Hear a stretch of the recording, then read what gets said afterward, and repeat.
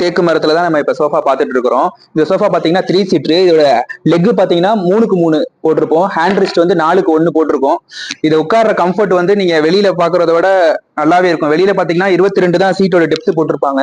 இதுல நம்ம 24 போட்டிருப்போம். நம்ம தை சப்போர்ட்லாம் நல்லா உங்களுக்கு காலை வச்சுட்டு கம்ஃபர்டபுளா உட்காடுறோம். இதோட கம்ஃபர்டபுள் நமக்கு எவ்வளவு இருக்கும்னா, இதோட டெப்த் பாத்தீங்கன்னா உங்களுக்கு 24 வச்சிருப்போம்.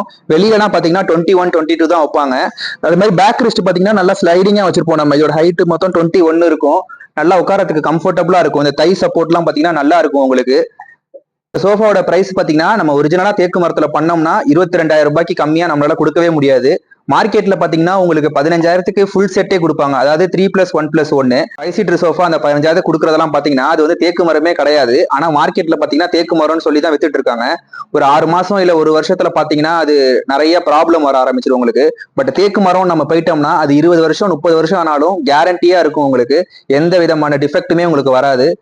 நம்ம கிட்ட வந்து நல்லா கேரண்டியா நீங்க வாங்கிட்டு போலாம்.